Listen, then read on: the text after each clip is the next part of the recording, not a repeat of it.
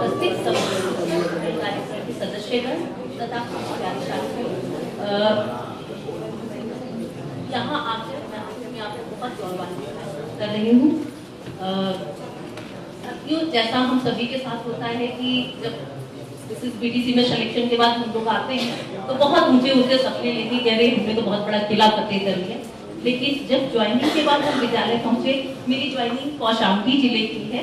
तो कौशाम्बी जिले में एक मंझनपुर के पास तरावी जगह है, मेरा वहाँ मेरी पहली पोस्टिंग हुई और वो सचमुच बहुत इंटीरियर जगह है। वहाँ नटों की बस्ती है और थोड़े से बहुत छोटी जाति के बच्चे हैं। तो स्थिति ये थी कि मैं गई तो मुझे शुरू में हमारे हेडमास्टर साहब ने कहा मैडम आप कक्षा 3 को पढ़ाइए। मैं गई, मैंने कक्षा 3 को पढ़ाया, लेकिन मैं 10 दिन उनको विज्ञान, भूगोल, इतिहास, गणित सब पढ़ाती रही। लेकिन आखिरकार मैं जब महीना 2 महीना पढ़ा चुकी तो एक आध दिन में कुछ पूछती तो बता तो चाहे वो मुंह से देते, लेकिन लिख के कोई बच्चा मुझे कुछ भी नहीं दिखा पा रहा था। फिर मैंने कहा चलो अच्छा आज कक्षा 2 को पढ़ा के देखें वहाँ क्या स्थिति है। वहां भी गए और देखा कि टोटल मिला के रिजल्ट वही रहा। एक दिन हमारे जूनियर वाले गुरुजी आए, कहे मैडम आप साइंस टीचर हैं, अब हमारे बच्चों को मैथ और विज्ञान पढ़ा दीजिए। तो लंच के बाद मैंने भी बड़ी हिम्मत समेटी और कहा कि आज तो अपनी कला दिखाने का दिन आ गया, चलो मैं अपनी साइंस आज पढ़ा डालती हूँ। वहां भी गई तो मैंने बच्चों की किताब खुलवाई और जड़ तना पत्ती वाला एक चैप्टर खुलवाया, लेकिन समस्या वही निकली कि हमारे बच्चे किताब तो पढ़ ही नहीं पाते हैं। तो जब किताब ही बच्चा नहीं पढ़ पाएगा तो आगे भी तो हमारे सारे विषय फेल हैं। तो मैं लगातार करते करते यही हुआ तो कि क्या निकालूं, कैसे मेथड निकालूं कि मैं कुछ कर पाऊं। इस बीच में मेरा 2 साल निकल गया, लेकिन फिर मैंने ये निकाला कि ऐसा मैं क्या करूं कि क्योंकि शुरू हमारे यहाँ ये माना जाता है कक्षा 1-2 शिक्षा मित्रों की जिम्मेदारी। अरे क्यों शिक्षा मित्रों की जिम्मेदारी है, क्या हम नहीं पढ़ा सकते छोटे बच्चों को?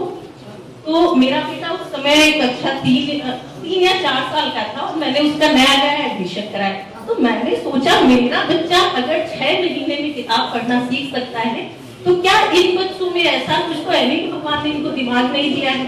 तो उसी दिन से मैंने ये प्रयास किया कि अपने हेडमास्टर और उस समय की समस्त टीम से मैंने ये विचार विमर्श किया और कहा कि अगर आप लोग मुझे ये परमिट करें कि मैं क्लास वाइज ना बैठा के बच्चों को उनकी जितनी उनका लेवल है उस हिसाब से बैठाऊं।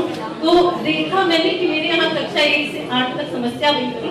तो जो थोड़े तेज बच्चे थे उनको तो मैंने नहीं इसमें बैठाया, लेकिन जो थे कि वर्णमाला भी नहीं पहचान पा रहे, लिख तो हमारे बच्चे सब लिखते आप सब जानते हैं, उनको दे दीजिए, वो ब्लैक बोर्ड छापने में एकदम क्लियर होते हैं चाहे जितना लिखा ले, लेकिन वो पहचानते नहीं थे। तो मैंने शुरू में सारे बच्चों को वर्णमाला और अल्फाबेट पे बहुत प्रैक्टिस कराई। उसके बाद उनको मैंने मात्राएं पढ़ाई और एक मात्रा को कम से कम मैंने 5 या 6 दिन पढ़ाया और परिणाम निकला कि 4 या 5 महीने में हमारे बच्चे किताबें पढ़े और किताब पढ़ने लगे तब तो हमारा आधा किला फतेह था। फिर उनको हमने सारे सब्जेक्ट पढ़ाए। उसके बाद मैं अपने वर्तमान विद्यालय जलालपुर में अंतर करियर ट्रांसफर के पश्चात आई और वहाँ भी मैं मेरी कलीग साजिया जी तथा मेरे इंचार्ज राजेश त्रिपाठी जी ने पूरे मनोयोग से उसी कार्य योजना को यहाँ भी फॉलो किया। और आपको बताते हुए अति प्रसन्नता होगी कि 2 साल में, मात्र 2 साल में हमारे स्कूल में 12 की जगह 72 बच्चों का एनरोलमेंट है। और यही नहीं, जो सबसे मेन बात है वो ये है कि लंच के बाद भी हमारे स्कूल में 50-55 बच्चे आपको किसी भी वक्त मिल सकते हैं। इसके अलावा मैंने कुछ ड्रॉप आउट बच्चों को बुलाया। मेरे स्कूल बगल में कुछ मुस्लिम बस्ती है और वहाँ पे अभी भी बहुत कट्टरपन है कि लड़कियों को स्कूल नहीं भेजेंगे, लेकिन संयोग से हमारा स्कूल बगल में खुला था तो उन्होंने बहुत मोटिवेट करने थे कि देखिए साजिया जी अगर आपके पढ़ा सकती हैं तो आपकी बेटियों में क्या कमी है आप भी देखिए। तो सच माने मेरे स्कूल में आज भी 14-15 इवन 17 साल तक की समरीन जो किसी स्कूल से पढ़ चुकी थी 5वां पास है लेकिन आता है, तो मैंने कहा समरीन आओ हम पढ़ाएंगे। और आज हम और साथिया जी बहुत मेहनत से उनको पढ़ा भी है, साथ साथ उन लड़कियों के घर वालों को बुरा न लगे इसलिए उनको सिलाई कराई और ऐसे छोटे-छोटे काम सिखा के कोशिश करते हैं कि वो बच्चे स्कूल आए। अब मैं अपनी बात सिर्फ छोटी सी चीज से कहूंगी, हम सुधरेंगे युग सुधरेगा, हम बदलेंगे युग बदलेगा। धन्यवाद।